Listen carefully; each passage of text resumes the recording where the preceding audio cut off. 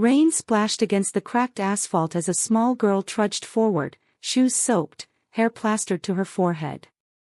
Her backpack hung by one torn strap, bumping against her thin shoulders with every step. "Not much farther," she whispered, her breath visible in the cold dawn. But the road ahead stretched endlessly, a ribbon of mud and gravel cutting through forgotten miles. From behind, a sleek black car slowed. The driver, a man in a tailored suit with eyes that had forgotten how to feel, watched her through the windshield. He wasn't used to seeing anyone walk this road, especially not a child. His name was Ethan Cole, a self-made millionaire who believed success was something you drove, not something you walked for. Yet here he was, following a barefoot girl through the rain, curiosity gnawing at the corners of his neatly built world. The girl's name was Lily Grace. She walked 10 miles every morning to a broken school that most had given up on. Her father was gone, her mother worked nights, and education was her only fight left to win. Each step echoed determination louder than her hunger.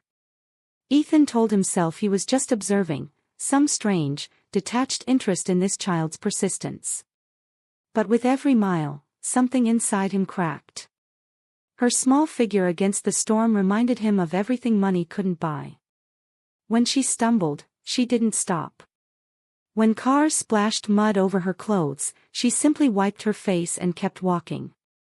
By the time she reached the school, a tiny, leaning building with a hand-painted sign that read Bright Path Elementary, Ethan couldn't look away.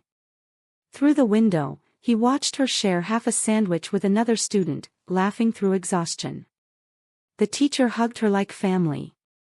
Despite the crumbling walls and worn desks, every child's eyes burned with light. For the first time in years, Ethan felt something that scared him: shame. Not for what he had, but for what he'd forgotten: purpose. He turned to leave when her voice carried out through the open door. "One day, I'll build a school closer to home," Lily said proudly. "So kids like me don't have to walk this far." Those words hit him harder than any business failure ever could. That night, he couldn't sleep. Her voice echoed through his mind, louder than the rain on his window. The next morning, Ethan returned, not with gifts or cameras, but with workers, tools, and blueprints. When the townspeople gathered, confused, he only said, "This is for Lily, and for every child who refuses to quit." He called it the Dream Mile Project. Brick by brick, they built a new school closer to her village. Lily watched, wide-eyed, as her long road finally found its end. And when the ribbon was cut months later, Ethan stood quietly in the back, rain on his face, heart unburdened. For once, wealth didn't mean owning, it meant giving. The crowd gathered under a sky streaked with sunlight and fresh rain. Children ran barefoot through puddles, their laughter rising like music. Lily Grace stood in the center, her small hands trembling as she held the ribbon. Her mother stood beside her, tears slipping down her face, whispering a prayer of thanks. Ethan Cole watched from a distance, suit damp from the drizzle, heart lighter than it had ever been.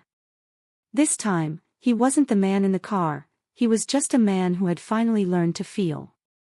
Around them stood the new Bright Path Elementary, born from the dust of forgotten dreams. Where there had once been an empty field, now stood walls painted with hope. When the ribbon fell, cheers filled the air. Lily looked up at Ethan, eyes wide with disbelief. "Is this really for us?" she asked softly. He nodded, voice thick with emotion. "You taught me what wealth really means." No reporters. No cameras. Ethan had turned them all away. "It's not my story," he told them. "It's hers. The story of a little girl who walked miles through storms to reach her dream, and changed the life of the man who once drove past her."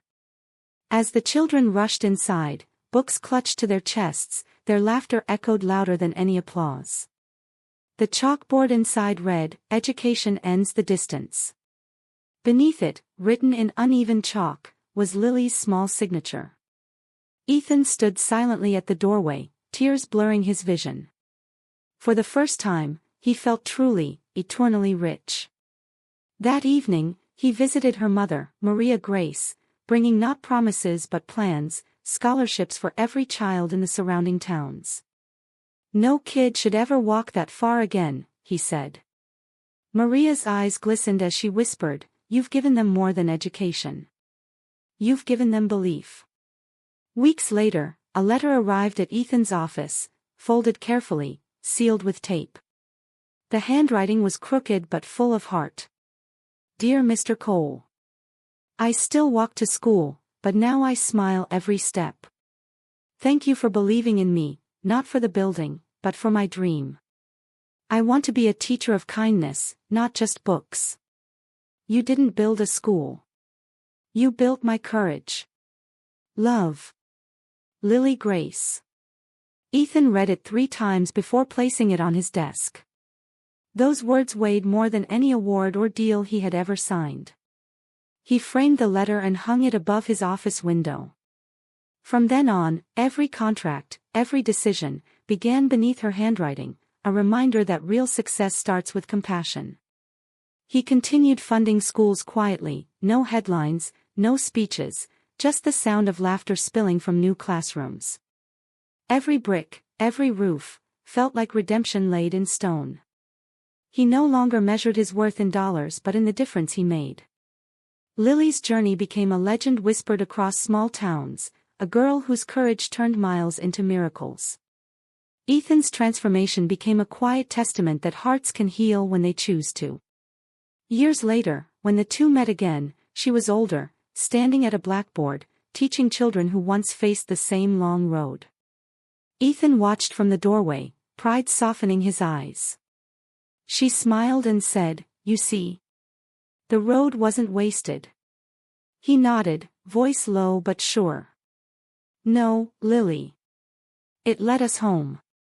And just like that, the story came full circle, proof that kindness and courage can rewrite even the hardest journeys. Because sometimes, the smallest feet leave the biggest footprints, and the richest lives are the ones that give the most away.